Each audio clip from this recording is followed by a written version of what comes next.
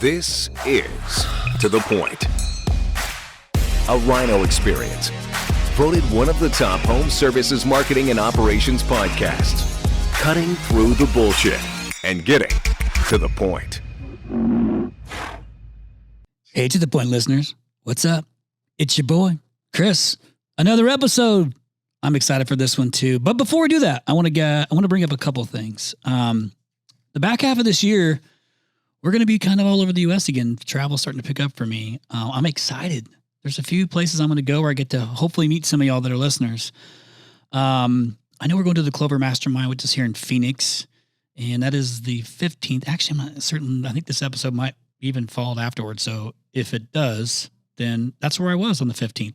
I was at Clover Mastermind.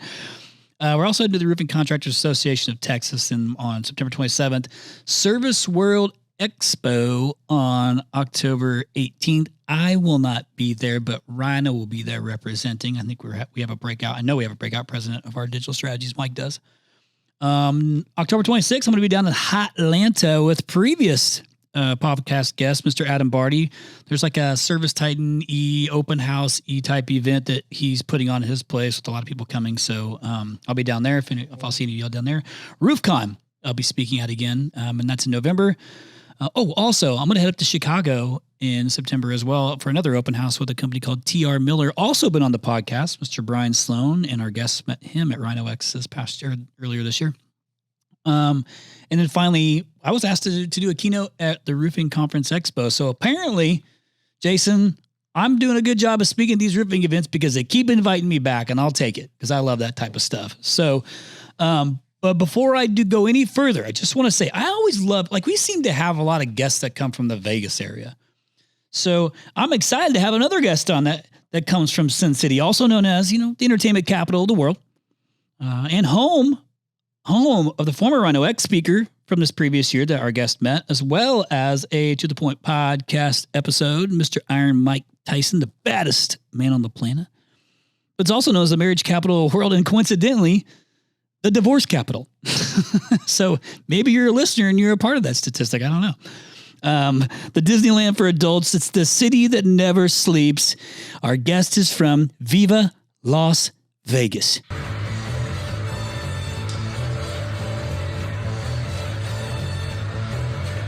Viva! There it is. That's the classic. Hey, baby, let's go to Vegas.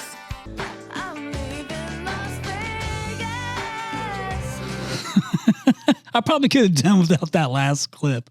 I probably could have finished with something a little bit better than that. But our guest is from Vegas. He is not in studio. He is sitting in his own office in Vegas. But I'm excited to share our guest's 5-year story of building his HVAC and plumbing company from 0 to 15 million. I said 5-year story. You heard that right? Potentially 16 million. We'll see. I don't know. We're going to get into it a little bit too. But all while being a great husband to Cass and a dad to 4 kids. I think 2 boys, 2 girls. Is that right? Got it. Okay. Yeah, that's right. So perfect. So, and I believe the largest privately held HVAC company in Vegas. And I've been lucky enough to get in front row seat to his journey the past few years because he is a Rhino customer, and I'm grateful for that. And we got to hang out at Rhino X earlier this year. So I want to introduce my friend, Mr. Jason Henderson, owner and founder of BEST, B-E-S-T, BEST Heating and Air Conditioning. How's that for an introduction, Jason? Welcome to the show, brother.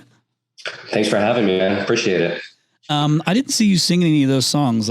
What's the deal? Was that not good? Was that you don't like any of those songs? I was humming in my head. Okay, perfect. So actually, you know what? Now that I've gotten to know you a little bit more, that is kind of more your vibe. You're a little bit more reserved. For being a sales guy, you kind of have an introvert piece to you. Has anybody ever told you that before? Do you recognize that?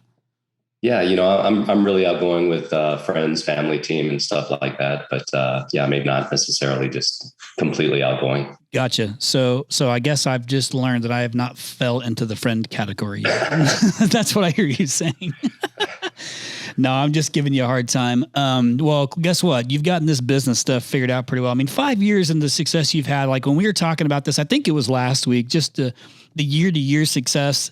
I think this is going to be, I know this is going to be relatable to a lot of our listeners because a lot fall kind of in the same category in regards to size and it might be even more recognizable in some of the things that you've run into over the past 5 years because When we get into your story, and I want you to share with our guests, one, like how you got in the trades, which is typically what I'll do, kind of all the way up to current day.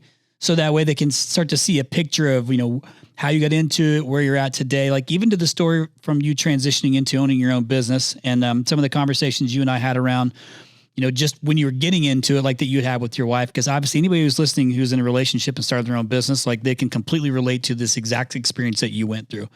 So, but you've had such good success, like year over year success, and you're bringing the bottom line with you, which is incredibly important. So I'm excited to share the story, man. So let's go ahead and jump right into it, and let our listeners know, like how'd you get into trades, and then bring us up to date, man, to where as you sit in that chair today, where are you at?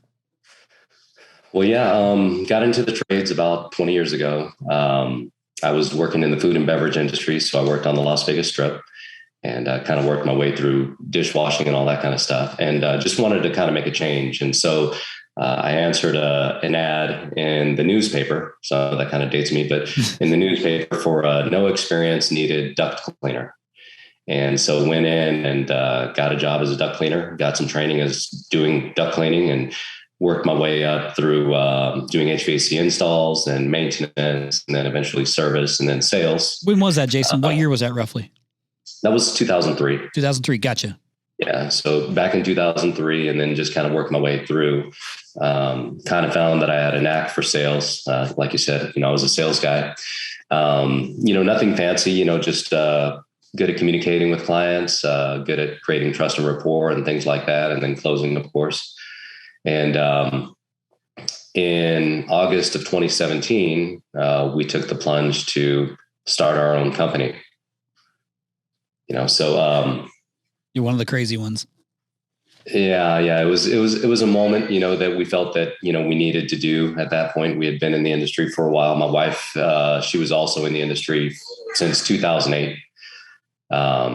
She was office manager, CSR, stuff like that. And so we decided to jump in and, get in the industry as business owners. Got it. So that was 2017. So you went from being this like really great sales guy and thinking, I'm just going to go and do my own thing. Yeah. Hey, yeah. That was pretty much it. I bet you there's a few of our listeners that can relate to that story. You know what? I'm actually that.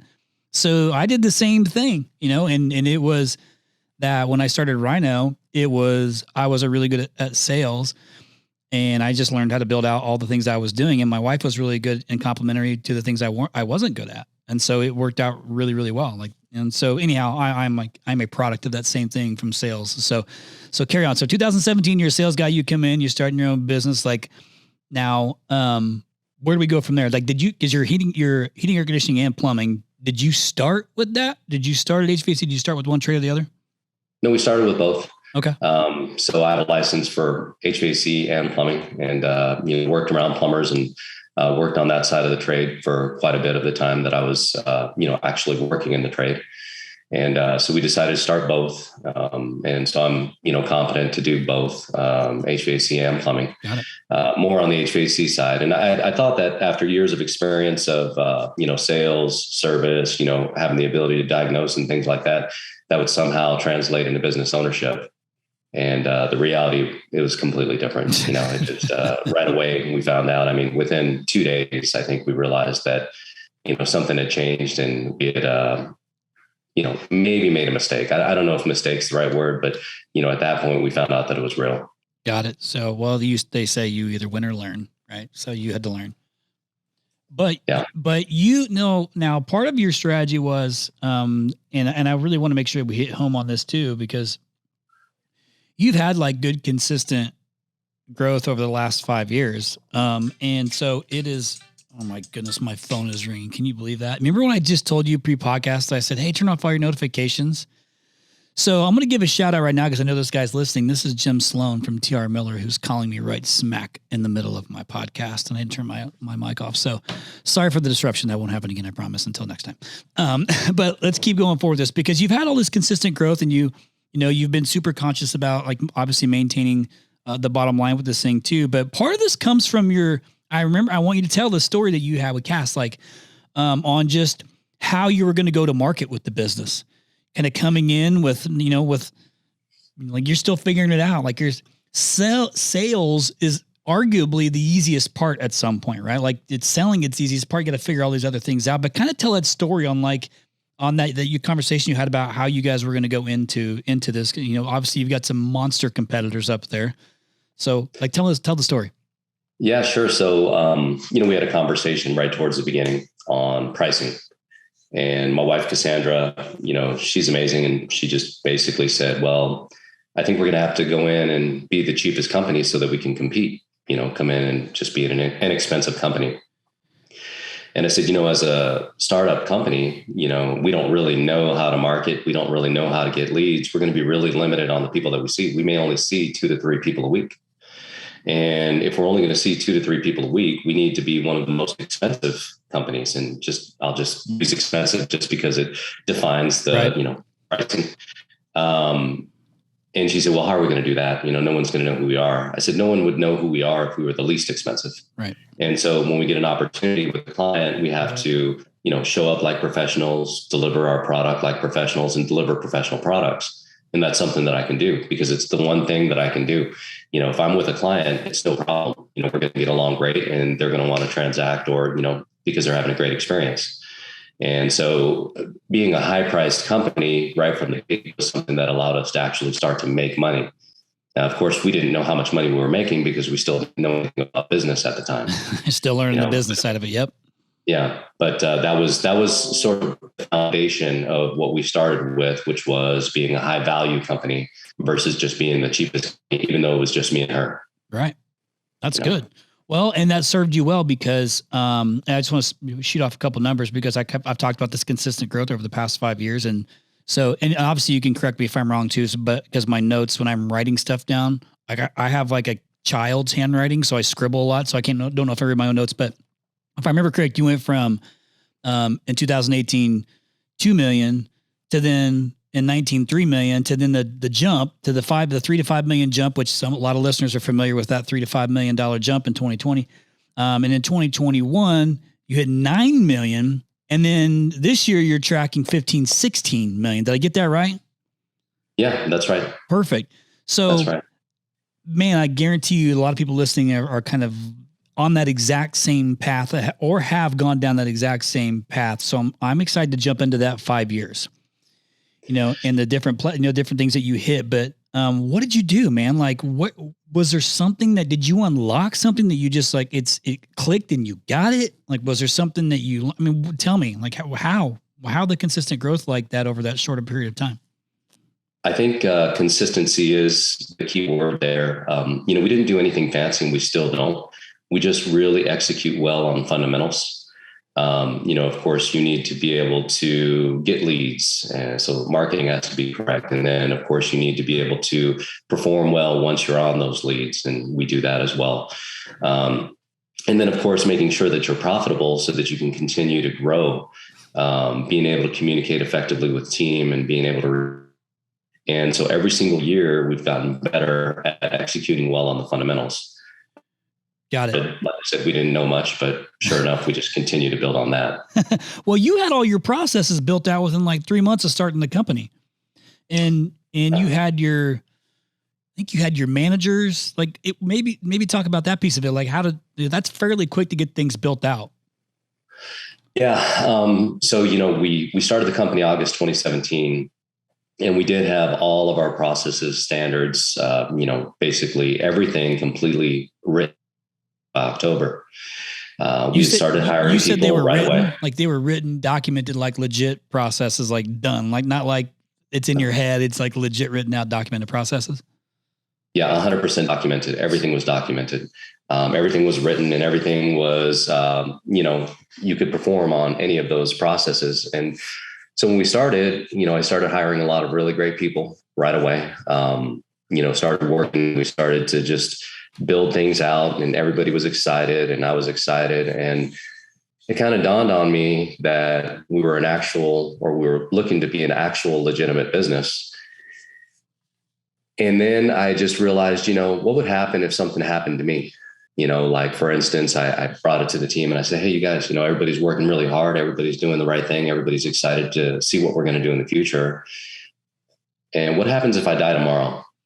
That was a big question. They just kind of sat there and looked at me. Oh, well, that's not going to happen. I said, Right. well, what if it did? Yep. What if it did?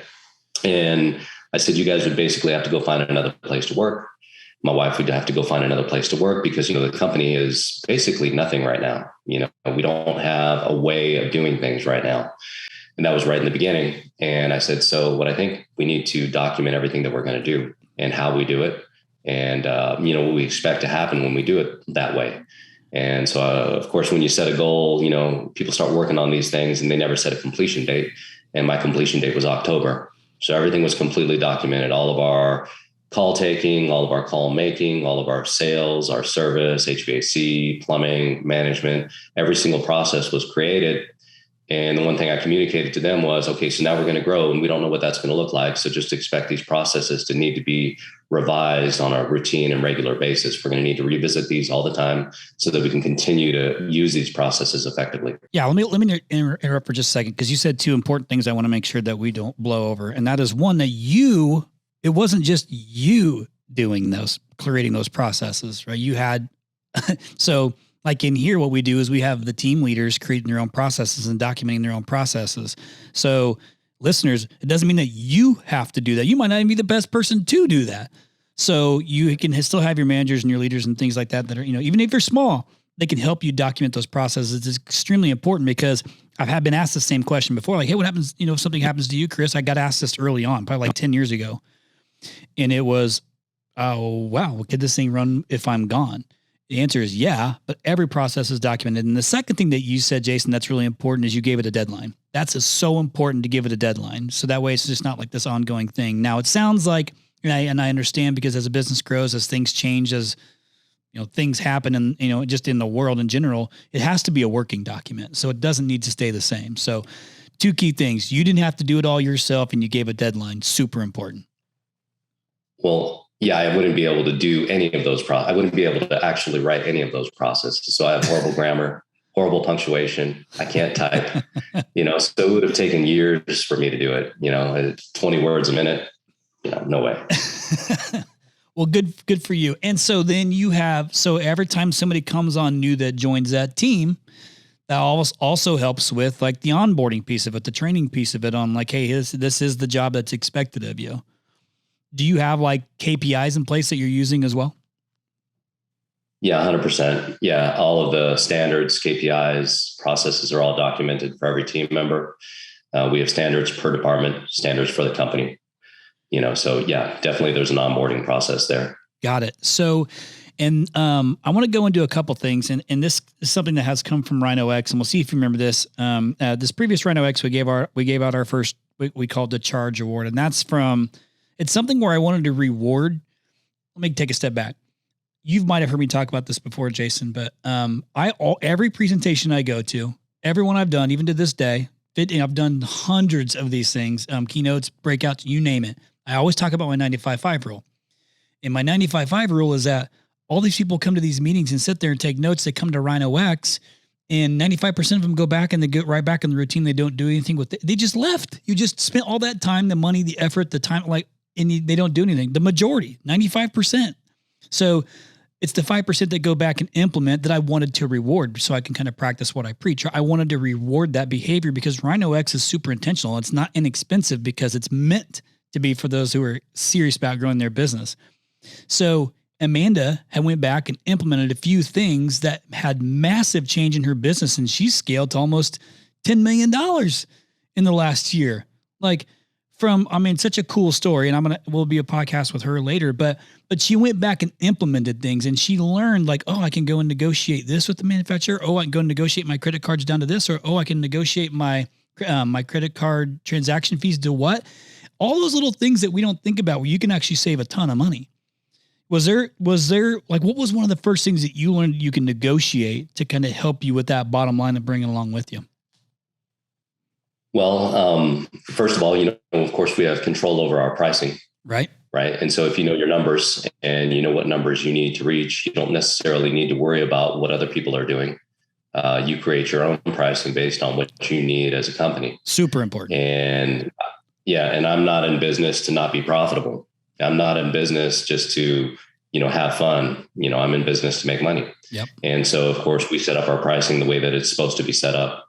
And then, negotiating, that's the key word, being able to negotiate with manufacturers, and actually knowing that, if you're performing, if you're selling, they have ranges that they can, allow you to sort of be in. And so that was one thing actually at Rhino-X that, I learned about and implemented right away. So yeah, negotiating pricing. Awesome. Well, and I think that something that's important is when we talk about negotiate, that doesn't mean you have to be an asshole. Like it just you want to have a respectful relationship with your territory manager or whomever it is. Like I'm a big advocate, like, listen, like just be kind, like honey, was it, bees or more to honey or whatever. I don't even know what the hell the analogy is, but I totally jacked that one up. So everybody's gonna make fun of me. But point being is like, it's a lot, you certainly want to help people more when you got a good relationship with them, right? Like if you're being an asshole, then you just become like God, I don't want to help this person again, So be nice. You can negotiate very respectfully and in a positive way and still get your way. I promise you, there's a lot of leverage that you can use. So I'm glad to hear that you implemented that from Rhino-X and you learned it, because that's its whole point. Like that's the entire reason I put that thing together, is to try and take from those who've done and give back to those who haven't or don't, because you don't know what you don't know. Like, and you might know, like you probably knew, Jason, well, you can go and negotiate with your manufacturers, but maybe it was the tactics or whatever, that kind of pushed you down that road to do it. To me, that's all the same. Like you're learning one way or the other to kind of go back and take action and move the business, because as things scale and get bigger and you have to bring on more bodies, it chips away at that bottom line. So you do have to find ways to get that stuff done.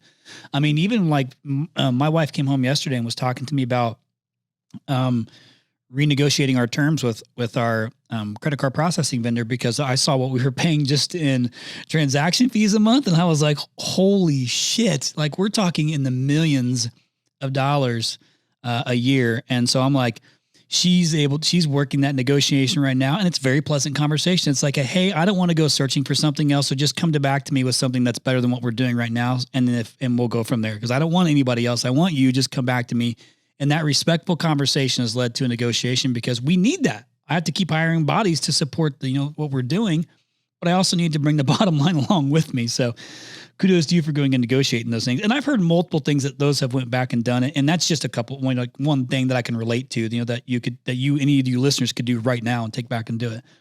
I promise you it's worth the time, to kind of just take a step back and work on your business in that way, because obviously it helps you make more money and helps your cash flow. You had mentioned that, when you came down to Rhino-X, you went back and implemented some things. You also created some relationships there too. So has the networking piece of this business been helpful for you along the way as well? So the networking piece, I think, is almost everything.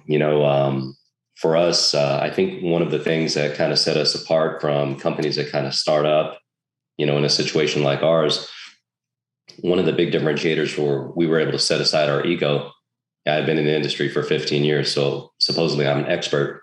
But one thing I knew is I didn't know almost anything. And so being willing to actually ask questions of a lot of these really great companies, and not necessarily just the $100 million companies, but guys that were doing $5 million or $10 million, $15 million, and actually asking them questions on things that we could actually do. Networking is everything. And then understanding that it doesn't matter how much you know, it matters what you actually do with it. So, we're getting all of this knowledge from all these people, and we're seeking, answers to these questions. And a lot of people just nod their head. Like you said, they go to these seminars and they write everything down and they go back to their thing. But learning about things that you can actually do, and then actually doing it all the way, following through all the way and taking action right away. Even at one of these different networking events, making phone calls. My first networking event I ever attended, I fired my PPC guy from the networking event. This is, years ago. But this it was like, not me. Man, this was not 100% wasn't you. You're the best. But it was like something that I realized, wow, so I'm paying this, and this is completely insane. I had no idea what I was doing. But you learn about those things and you take action. Yep. Well, and you said something in there that I think is like mission critical. Is you're humble enough to go and ask, because there's no way you're going to walk out there with everything that you got and like remember to go do it or even know how to do it. So the networking piece gives you those connections to lean on to help work through some of those things. Like maybe you took a note on it, you just know how to execute it. And even like more often than not, people want to be helpful, right? Like they want to be helpful. I think, even more so the last few years. So the networking piece is mission critical, I believe as well.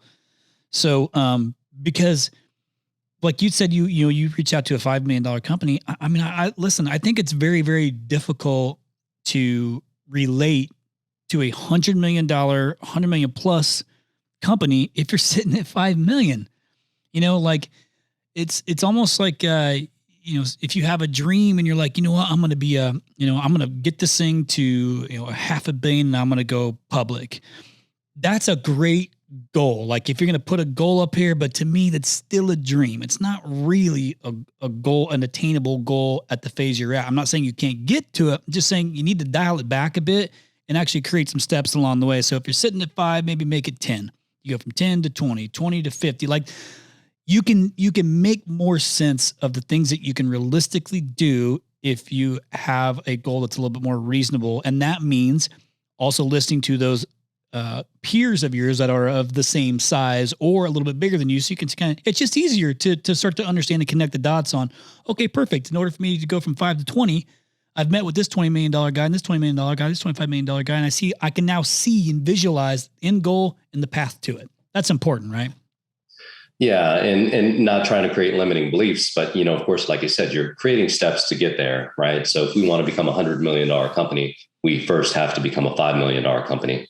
And maybe we'll surpass that within just a short period of time, 10 million, 15, 20, like you said, but 0 to 100 million overnight doesn't really make sense. So you have to have those foundational, pieces to go along with it. Yeah. So then let me ask you this, because you went through this. Year one, 2 million. Nice job. There's a lot that don't even get to that. Year one, $2 million, 2017, I think that was into 2018. So, then you 2 years later are sitting at 5. Like this is a normal pattern I've seen quite often. But you notice you started taking bigger chunks year over year towards the back half of this thing. Do you believe that's because you started to uncover things that allowed you to scale more? Like there's something in there that takes you from the incremental, like 2 to 3, 3 to 5, and all of a sudden 5 to 9, 9 to 15, 16, like you're taking bigger chunks. What's happening in there that's allowing you to do that? Is it just things becoming clear? Is it because you're learning more about the business? Like, is it just that you started marketing more and what is it? Like what's happening on this back half that's allowing you to take bigger chunks? I think seeking out things that, we don't know, like you only know what you know, like you said earlier, and you don't know the things that you don't know. You don't even know they exist. But as you start to get introduced to those things, again, taking action, of course, with them. But in the very beginning, we didn't even know what gross margin meant. We didn't even know what break even meant. We didn't know what culture was. We didn't know any of those things. And then so as you start to learn about those things and you're able to align your team with those things, then you can kind of continue just plowing forward, really, really seeking out the information and doing it, on a regular basis, every single day basis. I'm up at 4 a.m. every day, working on stuff, and I enjoy what I do. So it doesn't feel like I'm working. It's just part of life. Right. We're really getting after it every single day, but getting after it using techniques that we've learned from other people, or even just discovered on our own sometimes. Hey, are you taking time? Like I'm trying to go back to let's say you got to, when you got to 3 million at the end of the year, like, are you celebrating these wins with your team and your family and things like that? We throw parties and stuff like that, but overall we don't really stop. Every day sort of feels like, okay, we're still moving forward. We're very progressive in that way. Like our 5-year anniversary was like 2 weeks ago. And I did reflect on it that day because it's considered a milestone. Yeah. But I had forgotten that it was even coming up, until it came up, so I don't really think about that stuff a lot. Most of the team doesn't really seem to think like that very often. We're kind of all moving forward. Yeah. You kind of have your head down and you're like laser focused on it. And I get it. I will say, and I do, and because I can relate, it is important to kind of stop and reflect. Like that is important to the journey. And let's face it, like you've heard enough people on here too that will talk about their journey that are, monsters. And then it goes by so fast. Like think about how fast, and maybe it doesn't seem fast, but like 5 years has went by. It seems like the older I get, I'm 43, like things keep moving at lightning speed. And I'm really trying to enjoy the journey, so it's been 15 years I've been in business. Like to me, that seems crazy that I've been in business for 15 years. And I can look back to thinking like, God, I remember when I got to my first million, I was like, finally I made it here. Now I can keep moving forward. I didn't stop and enjoy the moments along the way enough and give ourselves a pat on the back. Like I do it for the team, like at the end of the year, we have a big holiday party and that's my way of saying, man, like, thank you so much. Like, let's go big. You see, like I got great holiday parties at Rhino. But I need to do it for myself. And I just don't do it enough because it's just such a grind, but it's the journey. Like this is what I love is this building piece of it. Like you and me having a relationship, you came to Rhino X, which is an event that I thought up that I wanted to do. And then I did it. And then you were there and you're like, so you see like all these things have happened that like fill my cup, but I would encourage you to have those moments, man, to just kind of sit back, even if it's just by yourself for 15 minutes, man, like, and look what you've done in a short amount of time. I know where you're trying to go. Like you have a lot to accomplish still too, but you got to do those things, man. You need to feel that feeling of success. Yeah, I did that for about 15 minutes, That's good. like you said. And yeah, all of the cheering and everything like that is typically for the team. For any of the team members that, enjoy that and want that, I do all of that. But I spent probably about 15 minutes on it, maybe 10, 15 minutes on it. Well, and that's good. Like, and that's plenty, but the way I look at things too, and again, listen, like I'm a super empathetic person, and I love like, have you ever heard the term like give without expectation? Like I say I do that, but I actually do have an expectation, and the expectation is that I'm going to feel good about it, like whatever I'm giving. So there is really an expectation, but think about as you've grown this thing, the opportunity. Put yourself aside. Think about the opportunity that you've given to your employees and the opportunity for career pathing, and if I'm assuming they have kids who are trying to growing up, trying to go to college, do all these things. You're creating opportunity for them that if you go granular enough can be life-changing for them. Like it's that big of a deal. That's how I view everything in here, not with just my own employees, but even our customers. Like, hey, listen, there's a day where I can either shit the bed for my customers and I impact them negatively, or we crush it for our customers and we impact them positively. Like I think that granular about things. Not that I can control it. Like I can't control these situations, and it's been 15 years, but that's how much I think about it. And you're doing those same things. So as you continue to grow and scale this company, that's what you're pulling along with you. You're just starting to scale it. And that's a pretty cool thing, man. Doing good is good business. Yeah. The team is great.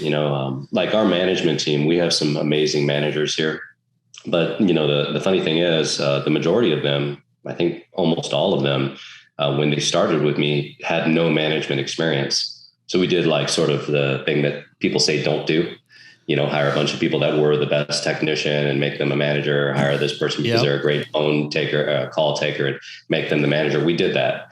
But the one thing that we did alongside of that is, we trained really well. We worked really hard. We communicated effectively. We introduced them to things that they wouldn't normally see. And of course they wanted it, and they really did have the ability, like the potential to do it. So, we got lucky there because we had good people. And then we also provided them sort of a lane to kind of continue to grow. So they're amazing people. And now they are actually legitimate, great managers that anybody would walk up to and be kind of blown away by. So did you guys do that in-house? Did you outsource management training? Like what'd you do with that? We did a little bit of both. So we've been in part of a lot of groups. We've talked with a lot of other owners of companies, other managers of companies. I've shared my perspective on things. I think about things pretty deeply. So we do discuss, real communication, and, overall they're all aligned with our vision. So the vision of the company is something that everybody kind of lives and breathes. The mission of the company, everybody lives and breathes, and the core values of the company is what everybody goes by. And so it's just, everyone is really aligned in our company. Yeah. I think, that's great. And you mentioned core values. And I think core values often gets overlooked. Like, yeah, you put them in place, but are you really running your business to it? So what we try and do is empower our team. You know, I wear them on my wrist. So I have like it right here, and the team has these little wristbands that have our core values on them. And to me, they're incredibly important because I own the company, I build the business, and how we manage it's the foundation of everything. But if a team member can't get with someone who can make a decision, and they need to make a decision, as long as they utilize those core values to make that decision, we will always support that decision, whether it was the right or the wrong decision. So don't overlook your core values, listeners. And if you don't have them, you got to put them in place. Like, they're your guardrails. It is the foundation of what the business is about. It's the DNA of the company. You have to have those things. And listen, if you can't come up with your own core values, there's this tool called Google. And you can Google core values, and I promise you, you're going to find some things that you align with. But it's important. I think it gets overlooked. And don't just create them, put them out there so you have them, and then don't implement them. Like, your team should know them. You should be covering them. If not, like we cover ours on a weekly basis. You know, when the teams get together, just different core value things. So get it and use it and follow it. If anything else, man, you can give some. You can give your team. You can empower them to make decisions utilizing those core values. So I want to ask a couple of questions to you, just around like some of this growth that you've had too, and let's maybe talk about like some of the more challenging moments too. Like, I would say it is unique that you brought in technicians and turned them into managers, like you had said. So kudos to you for knocking that out. But what are some of the struggles that you hit that you had to overcome? Was there like, can you think to like the first one that you hit? You're like, oh, maybe you were over leveraged by something. Maybe you were, your bottom line was dropped. Like, what is it? Like, is there something that happened, like, or just a big hurdle that you had to overcome that you can remember? I think the only challenge that I kind of recall is having certain people in the wrong seat. People that, I cared about and, really wanted to kind of succeed, and they just weren't really in the right position. And so shifting people around and being able to communicate why, you're doing that, is one of those things. So challenging, you don't always start off with the right people in the right seat, and so we did do that, kind of towards the beginning. So shifting people around has always been, I think, the biggest challenge. Other than that, we've kind of been able to stay ahead of a lot of things by trying to learn from other people, reading a lot, getting a good education on things. I didn't know anything about accounting whatsoever. And, I started off with Accounting for Dummies, because I actually read the book, and started to read that book and, really kind of getting into it so that I could try to see if I could prevent the fires from ever happening, instead of trying to put fires out. Learn about what could happen so that I could prevent that from happening. But there was a challenge there with personnel being in the wrong places. That's pretty much it. Yep. Common problem. Right seat, wrong person. Another, a key point that you hit, for the listeners to take away too, is, man, how important is that controller? Knowing your financials is so important. And sometimes it's like, you don't necessarily need like a CFO, but you need like a really, really good controller, because you have to know your numbers to be able to predict things too, to know how to move the needle, to how to measure success, to how to know the health of the business. Like, it is that important. It's like mission critical to make that a early hire or a significant hire. Don't just find somebody who kind of knows how to do, receivables and pay. Find a legit person who understands, like, spend the money, because that controller is mission critical position in a business. I got a 4-person team there, right? And that way I'm seeing everything. I can get ahead of it. Something else that you said, because to me, I look at this and it's like, the reason I'm asking you for like hurdles or roadblocks that you hit, Jason, is because typically it's not that smooth of a process for most contractors getting in this business. Like, there's usually running into things, right? So that's why I'm asking that question. But what I hear you saying is something I can relate to. And I'll tell you this. When I partnered with Gary Vaynerchuk in 2019, here's the thought process behind it. I was listening to a podcast. I was trying to do the same thing. I'm educating myself. I'm trying to learn what I don't know about what's to come. So I'm trying to forecast my business and my growth plan and figure out, what don't I know about taking this business to another $10 million or something like that. So I went to him for a few things. One, I wanted his marketing brain. And two, they had already built that out at VaynerMedia, the structure of the business. So I knew they knew what I was going to go through. So I really wanted to get with his COO and his CFO and start to say, hey, what don't we see that we can prepare for? And so that was the most value I got out of that relationship. And I'm not saying, I love that I can text Gary right now and ask him a question, but the much bigger value was that I learned this is the positions that I hired for that I needed to hire to do something different. And this is what's going to come along with that. So be aware. So I was able to dodge those bullets as we scaled and grew because I was able to ask for help and to say I didn't know. You didn't have a whole lot of roadblocks because you were humble enough to ask for help, read the books, do all the things to get ahead of it. And that's incredibly important. I think a mistake that a lot of people miss. Yeah. And, kind of starting with the end in mind, right? So like if you're going to create this budget, like we learned how to create budget, right towards the beginning. If we're going to create a $15 million budget for this year, then we need to know how many calls we're going to need, what our performance is going to be, how many texts we're going to need to run those calls. And we need to rely on professionals like you. If I call you and say, hey, how many calls can we actually get from doing this? Then I have to be able to rely on that. Right. But really, if we put it together, it's not an exact mathematical equation because that's what we're trying to do. But then we have to figure out how we're going to do it. Right. So if we're figuring out how we're going to do it and what's probably going to happen while we're going to do it, then we can try to get ahead of those things. Like if I don't talk to you at the beginning of the year about what we're going to do in the summer, then maybe we get to the summer and we have nowhere to go. Right. And then there's a challenge there, right? If we want to hit, $2-3 million months and $2 to $3 million months in the summer, and we don't have the call volume, then we're no good. If we don't have the text, we're no good. If we don't have the trucks, the truck shortages and all that stuff, we're no good. So we have to plan ahead for that so we don't run into those roadblocks. Right. But what I hear you saying too, is obviously nailed it. What I hear you saying though, is you're not planning for where you're at. You're planning for where you're going. Right. So, and that is the goal. Like you have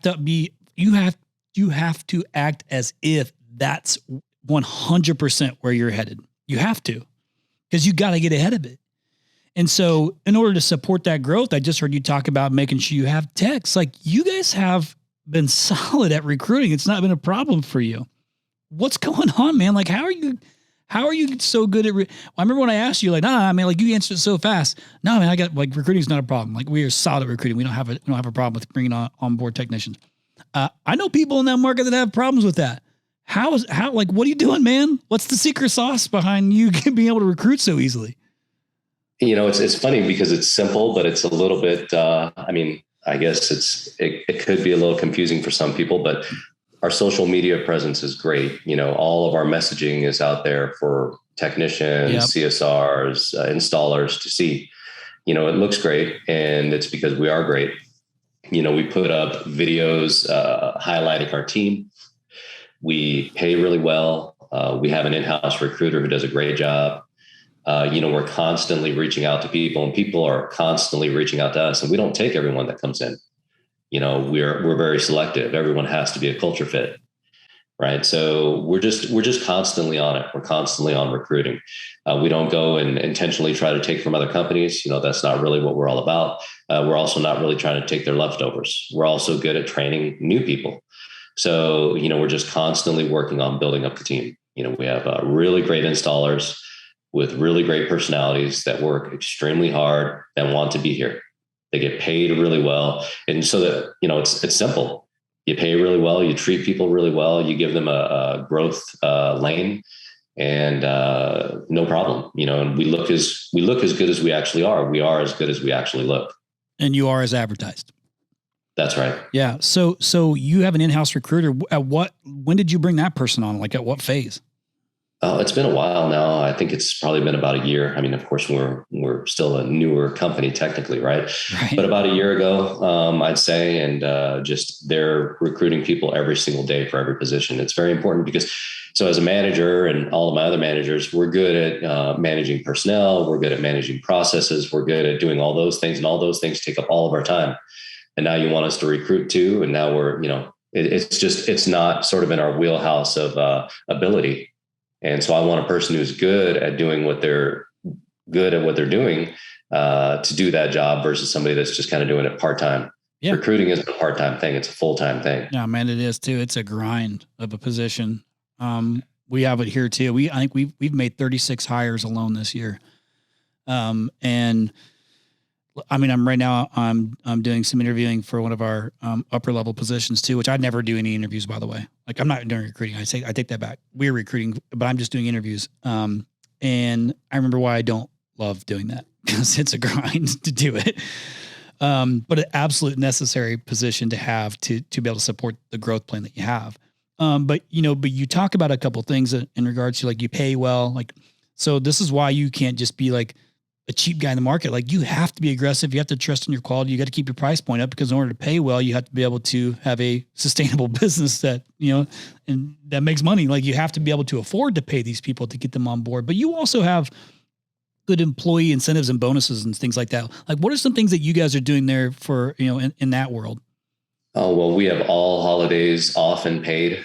So, I mean, everyone's paid for holidays off, all of the traditional ones, including we have Black Friday off and paid, because nobody wants to go to work when their family's in town in Vegas, on the Strip. For sure.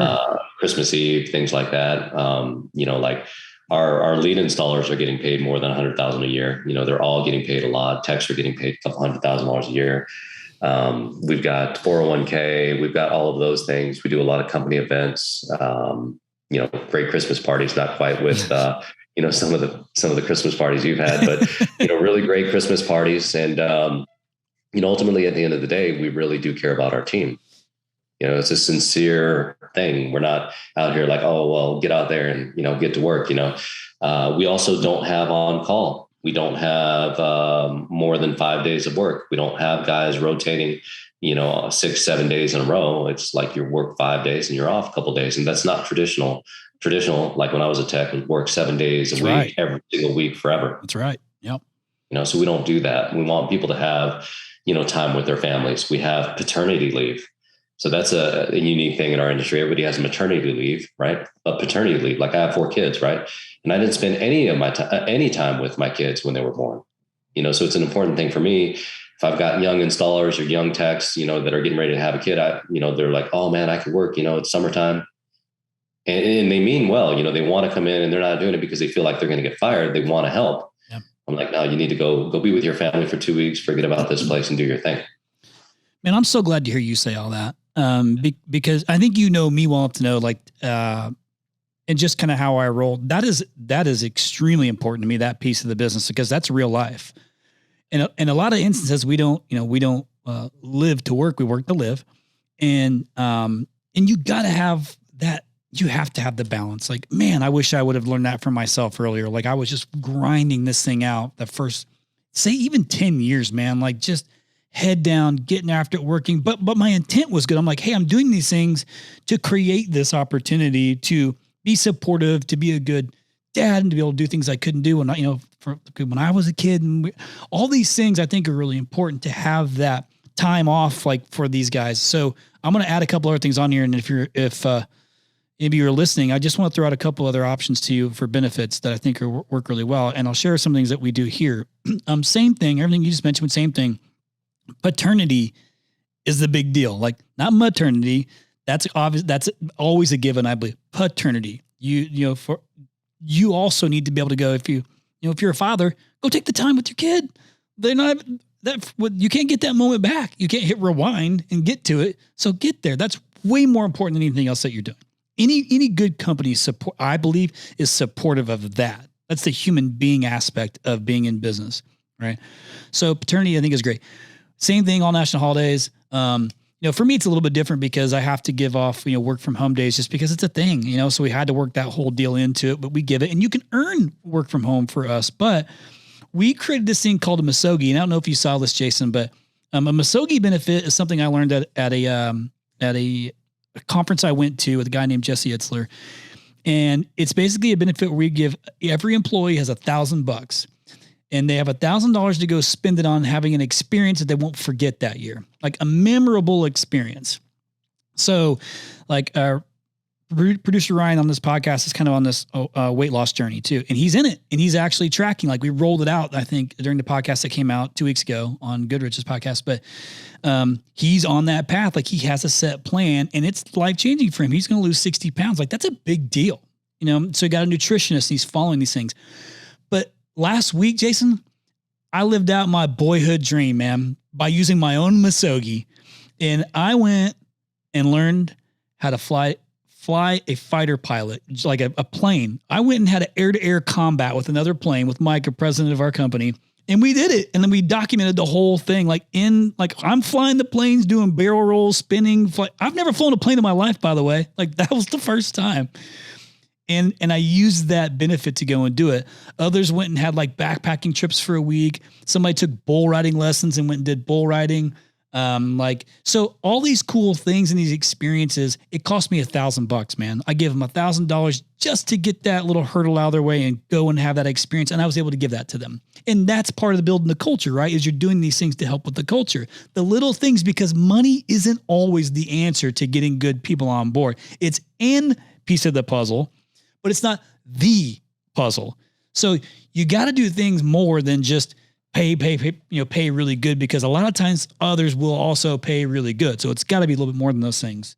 So, we have a good time committee, people who they want to be on here once every 4 months. We got a group of people and they pick out, hey, this is all the different things that we're going to do. It could be something as simple as like potlucks, right? But they're coming up with it. They enjoy doing it as a team, and they're coming up with different things that the other employees can do.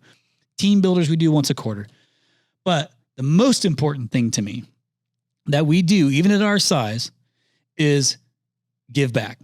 It's like the one thing that I refuse to give up on as we scale. And that is, I still have one day every single month where every employee takes their paycheck. They get paid that day, but they're not doing anything for Rhino. And they're doing everything for themselves and their community. They're going into the community and they're serving food banks, charitable places, going into packing lunch bags, whatever it is, I don't care, but you're going and serving somebody else who's in need, not us. But to me, the reason I do that is because that fills them as a human being. It fills their soul. And I was able to give them that opportunity to go and do that. And that fills my cup. See what I'm saying? So it's just something that's different, because you look at it, you're like, holy shit, I got to cover all this payroll and nobody's doing anything. That seems crazy. Look what it does for the retention of your employees. Promise you it's worth it. So just something else to throw out there. I'm not telling you have to do it, but man, community service is so mission critical. So I respect hearing you say things like that, on the feel good piece of it, because obviously you struck a nerve. Like that's the stuff that I love, because that's real life. So I want to go into this next question too, because I think we're probably about 45, 50 minutes in. Perfect. So, and I want to talk about this thing that keeps popping up. Like I was on a call. I know you're a premier dealer at Lennox. And I was on a call with the Lennox team yesterday, and they're saying, hey, what are you hearing? What are you hearing from the contractors? And the thing I keep hearing over and over again is like the potential impending recession that's coming. Recession, the buzzword. And I have my opinion on it and what I think that's really going to look like. I've had plenty of these conversations with a lot of people in our seats, your seat too, of all sizes. And we all have kind of our opinion of what it's going to be. But what's your opinion on it? Like, what are you thinking about in your seat about this, I use air quotes, impending recession? I try to focus on things that I can control, It's good. That's the big thing. Of course, we're always looking at, like I said earlier, looking at fires that we could try to prevent from happening. But I was a tech during the last recession. I wasn't a business owner, but I was the primary sales guy for the company that I work for. And I crushed it during the recession. I mean, you still get out to people's homes. They still need help. And you're still there to provide a service. So I don't know if people are going to all of a sudden stop needing air conditioning in Las Vegas and Arizona. I don't think so. I don't know if all of a sudden the plumbing is going to start flowing really well because people don't have money. But I think that, ultimately, if we're providing a good service and we are a good company, that we're going to end up being fine. I think that the recession might, affect different interest rates for people that have loans or are looking to get loans or whatever. I don't know if that's the case because we have no debt. But really, we're looking to provide a great service, still be a highly rated company, provide a highly rated, service to people and great products, just like I said in the beginning. So it's still delivering the fundamental things that people really need in a really excellent way. Man, bingo. So I am 100% on board with you there. I legit think it's a mental shift. I think it's a mental block there. Like and maybe it's easier for you and I to say because of the climate, like our markets are so hot and we have great length of time for that, that heating, that season. And so, but I think it's a mental shift. If you go back and look at your 2020 to 2022, I use COVID. We are a pandemic proof business, FYI, and a recession proof business, FYI, because like to your point, if you're home, recession or not, like your plumbing doesn't give a shit that there's a recession, like, or it doesn't care. That was actually a really good analogy to use. Plumbing doesn't give a shit. That was totally on accident. Hey, clip that one. Let's use it. So, but the point being is like, it doesn't matter. Like it doesn't know, like people are home more. They use the facility, like their toilets more. They use the showers more. They fly, like all the things. It was great for our world. You know, like that's the silver lining because people were home more. Same thing. I don't think this I mean, from my opinion, I don't think this recession is going to be like this big monster thing. Do I think there's going to be a correction? There has to be, but I don't know that it actually affects us. It only affects us listeners if you let it affect you. If you let it affect your mentality, because I promise you the business is there. So I love that you say that. You're just going to keep your head down and keep going because there's no reason to do anything other than that. It's the same thing we did in 2008, all the way to when COVID came. You know, people came and said, well, what are we going to do? We're not going to be able to get in homes. And well, what do you mean? What are we going to do? What do you mean? Are we going to just shut down now? We're going to shut down because there's, you know, a problem out there. We're going to continue to provide the services that people need in a really excellent way and, you know, deliver a great experience. It's just what we do. This is what we do every single day. And this isn't going to stop. Good for you, man. You know, as you're saying that, I was just thinking about like this whole inflation question that comes up for me often too. And I know you've had to have thought through that and we didn't really like discuss it. It's come up, you know, pretty frequently, but I feel like I could almost answer this question for you. And it is like with inflation, you have to like, listen, everybody's dealing with it. Like, so what are you going to do? You just going to let it eat into your bottom line? Are you going to adjust your price points to over, like, what are you going to do? What are you doing, Jason? Let them know, because I'll bet you it's pretty logical. Well, yeah, we're still making money. I mean, that's what it is. We know what we're paying. It's just a mathematical equation. We know what we're paying for the equipment. We know what we're paying for labor. We know what we're paying for sales. And we also know what our goal is to make money. So, you know, again, it's setting everything up properly so that you can, you know, get to the proper bottom line so that you can actually make money. We've been 25% plus net profit every single year. And we're going to continue doing that. That's what we want. In the summertime, we're 30 to 40%. You know, that's just what we do. That's what we're here for. Yeah. And guess what? I bet you a pivotal role in that whole thing is your controller. It's your team. The financials. You got to know. Yeah, you have to know. You got to know. It's literally the lifeline of the business. Like you got to know those numbers. And then it actually makes it easier than you think to manage to it. If you know it, it actually kind of like triggers you to like take action on things because it, you know, if you see that number start to dip, you start to wonder, well, there's something off somewhere and you start to dig into things. What's next for you, man? What's next for like, are you just going to keep going, see how big I mean, you're doing 5 years. You've made some moves, man. Like what's next? You gotta be jacked. And we're not really super impressed with what we've done so far. Of course you're not. we're just going to keep pushing forward. You know, we're just going to keep doing what we do and hopefully get better every year. And hopefully we get more leads, more people, more clients, and just kind of continue moving forward. You know, that's all what we're all about. Jason, congratulations, man. I know you're not patting yourself on the back enough, and I'm doing it for you right now. Congratulations on this first 5 years in successful business and in the way in which you're doing it. I commend you for it. And I want to say thank you for letting me and my company be a small part of that journey. I'm grateful.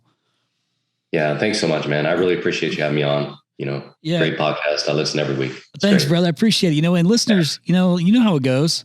You know, I've been hearing having people reach out to me saying, hey, man, find people who are, you know, 20 million or less or 15 million or less. And like, let's have some, and so I'm listening to you and I want to have that as well too. So we kind of got a decent lineup and I thought this one was like perfect. And you know, it's always cool for me to be able to share a story of a company that I've worked with and somebody I have a friendship with. So to me, that's like equally as exciting to kind of use all this for that. So 100% you can bank on somebody's going to take away something from this podcast and implement it to help their business. They're going to say, hey, Jason, I did this. And he's going to be like, yeah, he's not going to make a big deal of it. He's just going to keep moving forward and keep building his business. No, but you have like you've got like such good business sense. And you're, sharing that on here too, just like some of the simple things that you have, it is helpful. And I want to be able to give our listeners the opportunity to connect with you. If they want to reach out to you and ask if you're cool with it. I'm also happy with filtering that piece out as well for you and having the team connect with you as well. Would you mind sharing contact info, or would you rather them go through me? I don't mind doing it either way. Oh, I don't mind at all. Yeah, no problem. Well, then fire away. You want me to just put it out there? Fire away. Let her rip. My email is jasonh@bestairplumbingrepair.com. And you can even text me anytime. Phone number is 702-499-3473. Perfect. Hey, do you want to know, did you listen to the podcast I did with the former president of Starbucks, Howard B. Hart? Did you listen to that podcast I did at Lost Park? I did. Yeah. So do you know how I got in touch with him? No. I listened to a podcast with him and I think maybe Ed Milet. I don't remember who it was, but he shared his cell phone number on the podcast. So I'm driving and I texted him right then. And he responded back to me in like 2 minutes. And I was like, this is fantastic. So I've shared my number on a podcast before too. And I certainly should have maybe rethought that a little bit because my phone blew up for like 2 straight months. But it's all good. So, hey man, appreciate you coming on here and giving me an hour of your time and just sharing everything too. And congrats on the success. I'm excited for you. And listen, man, 25% net profit. Hallelujah. That's solid, baby. So, yeah. So listeners, he gave you his contact info, reach out, connect with him, right? He put it out there. He wants to be able to help him give back. And I know that you're not going to stop trying to learn it, from others too, along the way. So again, man, I appreciate you so much. And I'm going to finish this podcast off with a review like I always do. And listeners, leave reviews. All right. It's not difficult. You scroll all the way to the bottom and you click on leave a review. It's not difficult. You can even go to the actual website. rhinoss.com/podcast, I think. Anyway, click on the button that says podcast. It's really big. You can't miss it. And leave a review, please. I love that stuff. And especially if it's about a guest specifically, because I love sharing that with them. So I'm going to finish off with a review, and that is from Trigger Happy 16. I hope that's not 2016, like the date they were born, or that they are 16 and they're trigger happy. I don't know what this is, but Trigger Happy 16, whoever you are, thank you for leaving a 5-star review that says, wow, the podcast always blows my mind. I don't do anything trade related. Ooh, interesting. But I have learned so much about marketing and how to scale a business from this podcast. 10 out of 10 would recommend to anyone looking to start or scale their business. That's pretty cool. Not even trade specific. I love that. So to Trigger Happy 16, thank you so much. And hey, you know my contact information, so you need to give me a little context on that name. All right. So I'll be waiting for your response on that. So Jason, I appreciate you, brother. Keep kicking ass up there, man. Thanks, Chris. Hey. Appreciate it, man. All right, man. We'll see you later. Listeners, appreciate you guys so much. Listen, he'll get a lot of information. He gave you a ton of stuff, and you don't have to do everything, but you got to do something. No 0 days. Listeners, thank you so much again for listening to this podcast week after week. We are extremely grateful. Again, the whole purpose of this podcast is to give back to the home services industry that we love so much, whether you're a Rhino or not. We really, really appreciate all the subscribers. And if you haven't subscribed yet, please go in and subscribe and you'll get all the episodes sent to you automatically weekly. Also, we have really enjoyed your feedback. It's so meaningful for us when we get to read the nice comments that you guys put. So keep doing that. And if you don't know how to do it, here's what you got to do. You search for To The Point Home Services on Apple Podcasts. You click on our profile, scroll all the way down to the bottom and hit write a review. And be honest and share your story and how the podcast has impacted you and your business. Thanks again from the bottom of our hearts at To The Point Home Services Podcast. We appreciate you.